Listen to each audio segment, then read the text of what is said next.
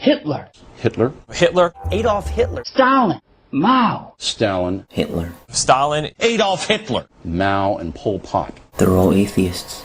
All confirmed atheists. Have you read Mein Kampf?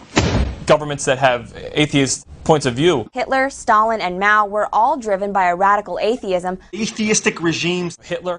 Because he always identified religion as his greatest enemy. Hated Christianity. He was not a religious believer. Avid atheist. All confirmed atheists. Is that really the case?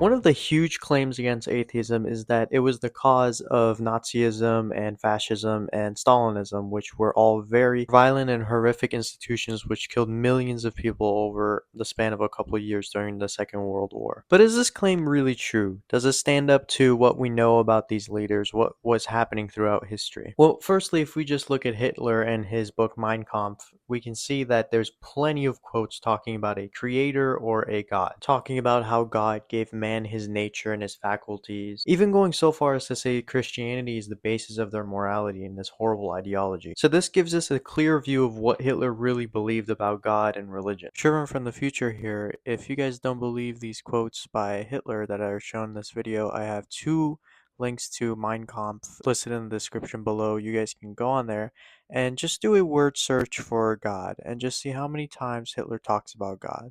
Back to the video. Even if he was secretly an atheist, why would he use religion in order to get people to follow him? There must have been something useful about using religion in order to have people do these violent things. But even going back to the claim that these institutions were founded on atheism or the principles of atheism is simply absurd. If we just look at the main characteristics of atheists and how they think, we can clearly see that it does not line up with these ideologies in these institutions. Atheism arises as a result of thinking critically through claims, not believing things without evidence, having heavy skepticism on what is told to you, and also encouraging the discussion of many different perspectives in order to come to the truth. Free speech is a huge part of atheism because we want to talk our ideas out. We want to see what our errors are. We want to see in what ways have we gone wrong in our ideas and find out the truth. This was not present in those institutions in any way. Free speech was heavily suppressed in the Soviet Union. Free speech was heavily suppressed under Hitler if anyone was supporting the Jews. The overall free discourse of ideas in order to break out of these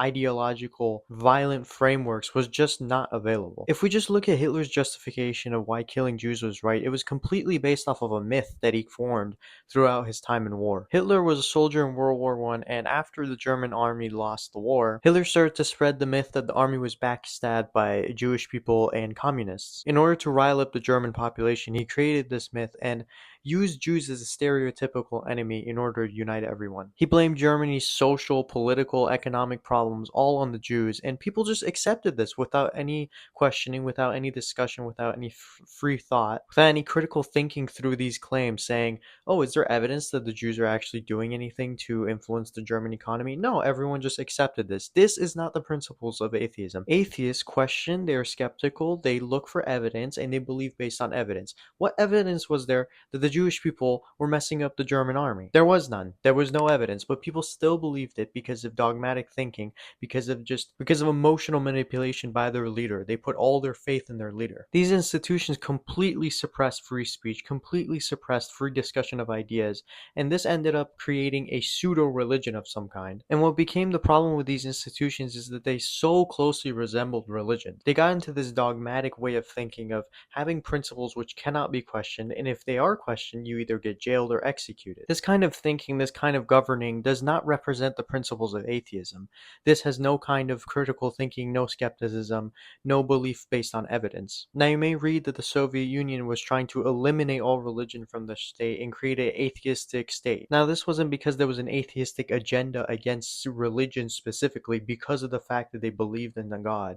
It was that Stalin didn't want any kind of conflict coming up from the different teachings of these religions. He He wanted communism to be a united ideology, and these religions would create conflict if they continue to exist. It's not just religious people that were getting killed in the Soviet Union. Atheists also, if they disagreed with this ideology, if they thought it was violent, if they objected, they would also get jailed and executed.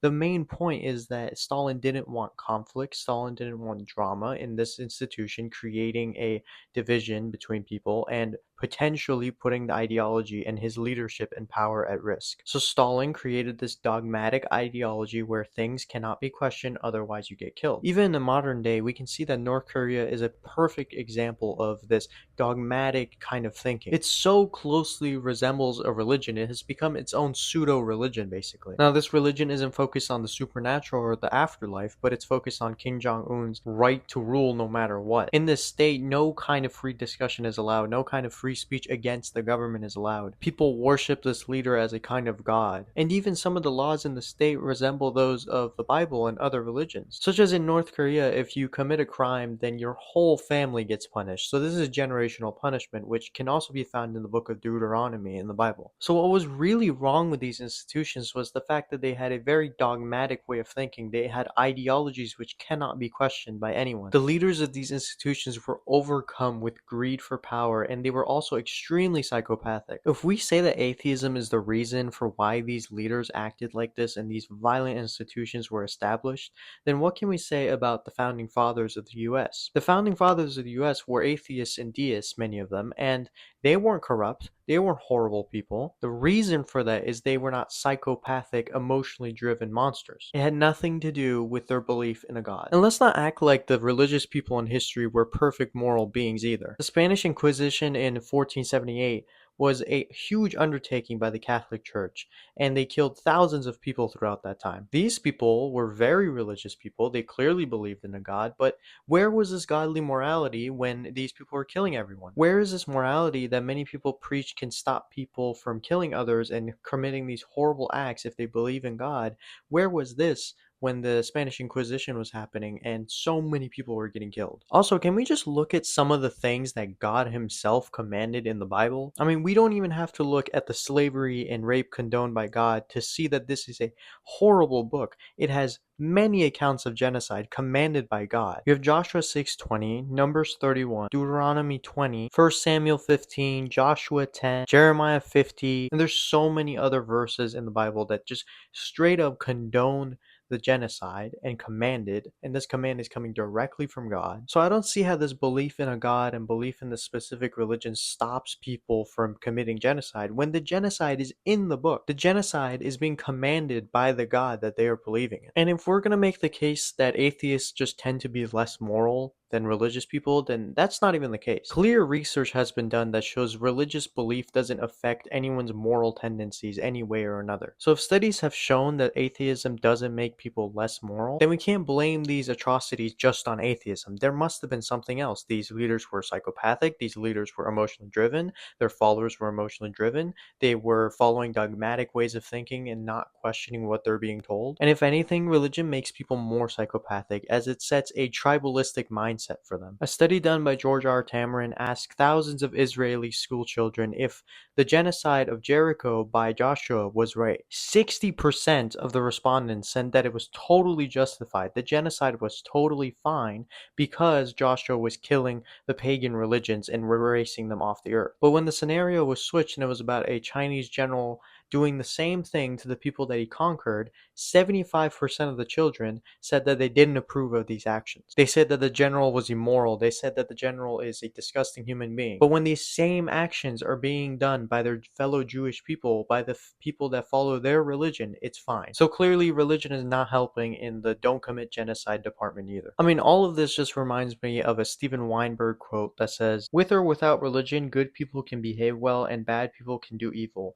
But for good people to do evil, that takes religion." These Israeli children are clearly good people, but because of their religion creating a tribalistic mindset, they have to justify genocide. They are fine justifying genocide by Joshua. These killings by Stalin, Hitler, and many other dictators throughout history were done because of psychopathic tendencies and mindset. It had nothing to do with their belief in a god. Atheism didn't cause the Holocaust. radical political ideology that cannot be questioned, that uses dogmatic ways of thinking and suppresses free speech, that is what caused the Holocaust. That is what caused millions of people to die. But that's pretty much it for this video. Thank you guys so much for watching. If you enjoyed the video, hit the like button, comment below, let's have a discussion. If you enjoy my content, hit the subscribe button, and I'll see you guys in the next video. Have you read Mein Kampf?